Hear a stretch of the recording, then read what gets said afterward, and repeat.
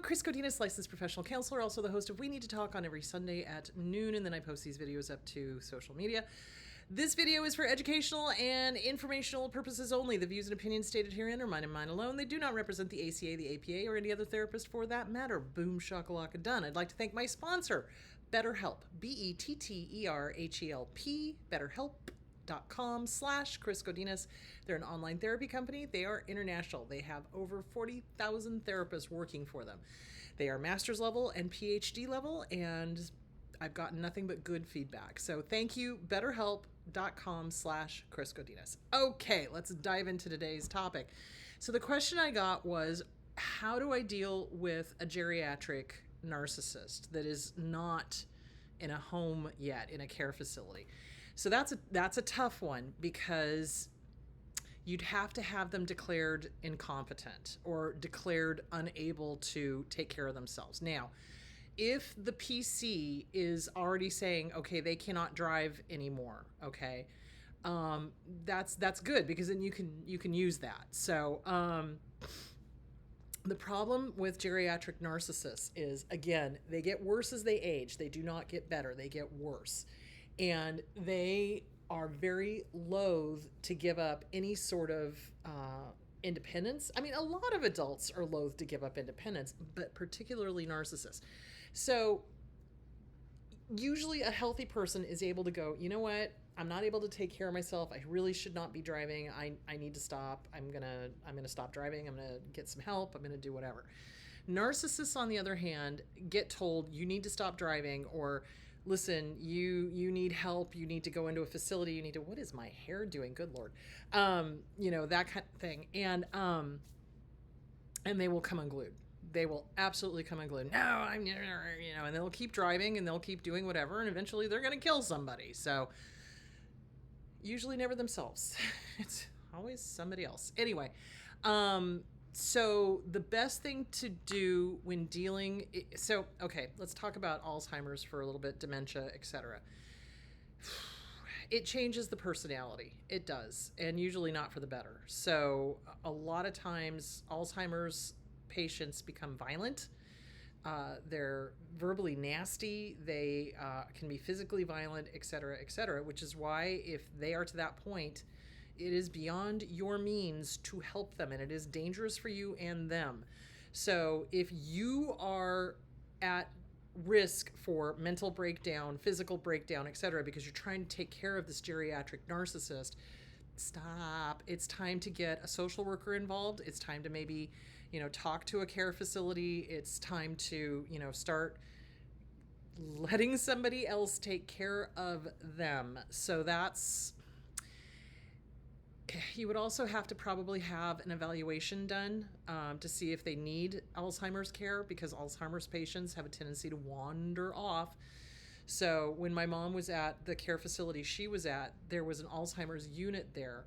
And this one lady, God bless her, she just wanted to go out of the facility and go walking. And one time she actually got out and they found her like 4 miles down the road. So yeah, Alzheimer's takes the person bit by bit. If they were kind in life, they may end up being very angry and nasty with the Alzheimer's, because it's taking their brain. It's taking their brain and it's changing their personality. That's not who they really are. With a narcissist, though, they were nasty to begin with, and they probably just get nastier. I mean, in some cases I've seen it where they've actually gotten nicer. But in a lot of cases, though, it's they get nastier, they get violent, they, spit, they scream, they punch, they scratch, they, all of that stuff. So here's the deal. When we have a parent that is abusive, okay, I know society is like, but it's your mother or it's your father or whatever. You are under no obligation to kill yourself helping them, okay? You're not. You're absolutely not. And that person is beyond your means to help. When somebody has got dementia, when somebody has got their brain slowly being deteriorated, you cannot help them, and it is dangerous for you to do so. And also trying to lift someone to get them to go to the bathroom, help them turn over, etc., etc., etc. It's too much. It's too much. And I've had clients, say, "Oh my gosh, I'm spending all of my time taking care of my abusive parent, and I'm neglecting myself." And that's when I go, stop. So part of that is the codependency. Part of it is the societal stuff of what we get with, but it's your family. I don't care if it's your family. I don't care if they were abusive. And if you are mentally and physically deteriorating because you're trying to take care of these people, it is not your problem. It isn't. You need to take care of you. Absolutely. And like I said, the kindest thing you can do is get them to a care facility where there are professionals that can safely lift them, help them to the bathroom, help them bathe, turn them over in bed, et cetera, so they don't get bed sores. That's really the kindest thing you can do. So if somebody's like, "Well, no, you don't. You need to pay taxes and die, and that's about it." So, and I'll tell you something else. If you're getting grief from anybody that's trying to make you feel guilty for helping your abuser get into a care facility because they've got Alzheimer's or dementia or whatever, you need to tell them to go pound sand. And you can tell them that I told them to go pound sand too, because it's nobody else's damn business. If they're not helping take care of the person, then they need to shut the hell up and sit the hell down. So there's my opinion on that. So if there is dementia going on, what you are going to have to do is have them declared incompetent. So you need to speak to an attorney. And that is a sticky wicket, because what's going to have to happen is the attorney will take your case, and you're going to have to pay for the attorney. They will insist on a psych eval, and they'll be evaluated for dementia. They'll be evaluated for Alzheimer's, et cetera, et cetera, et cetera. You would be wise to get the medical records from the doctor. You can have them subpoenaed. There's no reason not to. You can have them subpoenaed. Now, you can't look at them, but if your attorney subpoenas them, then the doctor is probably going to say yes, especially if the attorney explains to him, it's like, "Hey, she's still driving or he's still driving, and we need to get them into a care facility," that kind of thing. So, but they need to be declared incompetent. If they are not declared incompetent, if they do not have the diagnosis of dementia or Alzheimer's or whatever, no judge is going to force an adult into a care facility. Okay? So that's why it's important to talk to an attorney, get an evaluation, have them declared incompetent, and then you can help them into a care facility and take care of them that way. So along with having to deal with the physical stuff, you're having to deal with the emotional stuff too. If they've been abusive your entire life and they've got Alzheimer's or dementia and they're getting worse and they are getting nastier and they are getting meaner, that takes a toll. So even though you have them declared incompetent, you get them into a care facility, they're taken care of, really do self-care on you. Really do a lot of, forgiving yourself.